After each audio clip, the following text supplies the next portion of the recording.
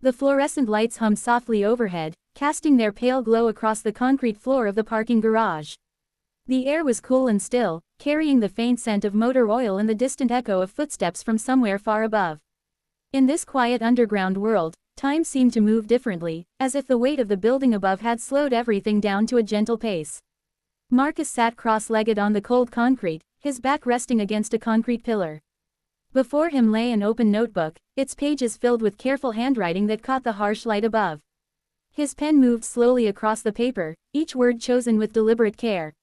The garage around him was nearly empty, just a handful of cars scattered across the vast space like islands in a gray sea. He had been coming here for weeks now, always at the same time in the evening when the building above had settled into its quiet routine. The parking garage had become his sanctuary, a place where he could think without interruption, where the words could flow from his mind to the page without the pressures of the world above weighing him down. Tonight felt different, though. The words weren't coming as easily as they usually did. Marcus paused, his pen hovering over the page, and let out a soft sigh.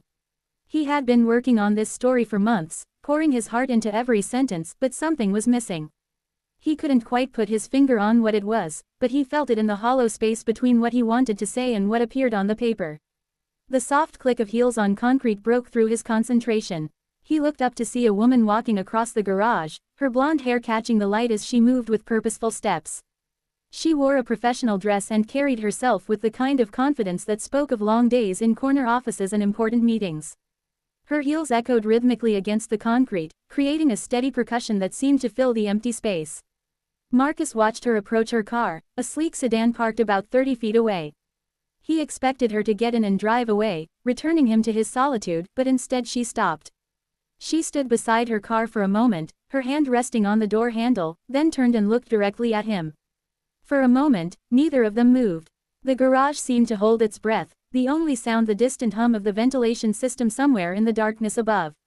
Then, to Marcus's surprise, she began walking toward him, her footsteps slower now, more hesitant. "I'm sorry to bother you," she said, her voice carrying easily in the quiet space. "I'm Sarah. I work upstairs, and I've seen you down here several times when I leave late. I couldn't help but notice you're always writing." Marcus looked up at her, surprised by the genuine curiosity in her voice. "I'm Marcus," he said, closing his notebook slightly but not completely. "I hope I'm not causing any problems being down here. I know it's probably not the most conventional place to write." Sarah smiled, and for the first time since she'd entered the garage, she seemed to relax a little. "Not at all. I was just curious, I suppose.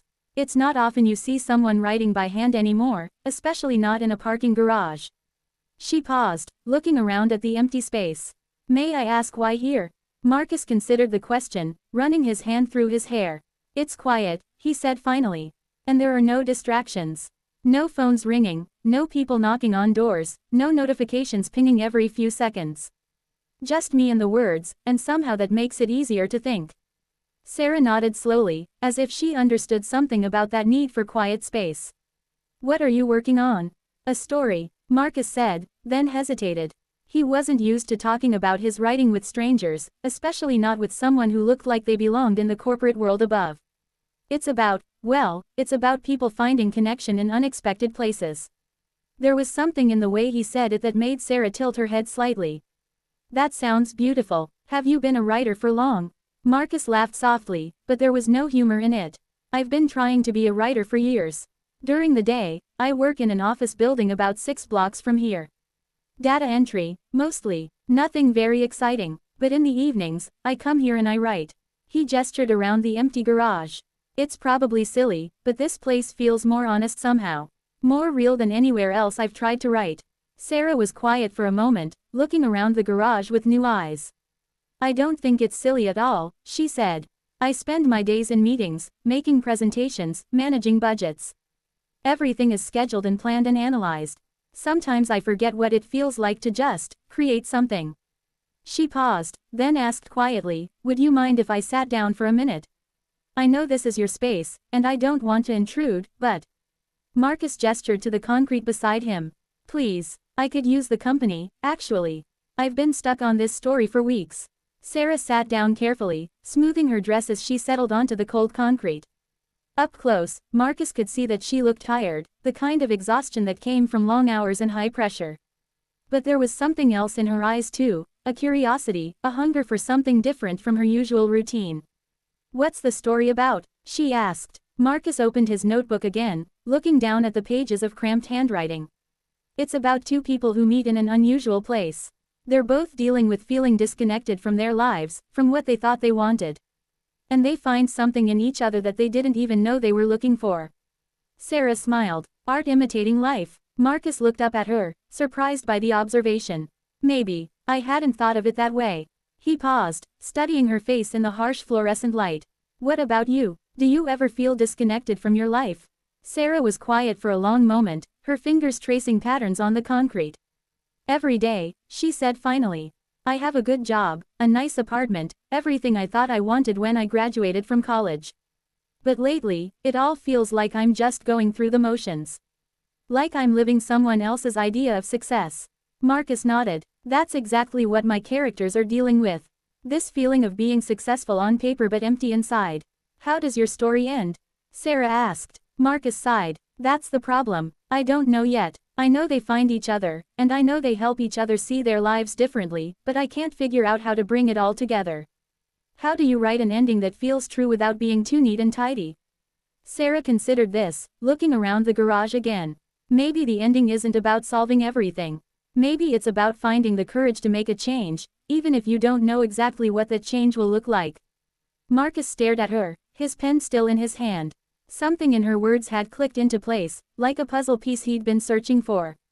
"That's it," he said quietly. "It's not about having all the answers. It's about being brave enough to ask different questions." Sarah smiled, a real smile this time. "I should probably get going.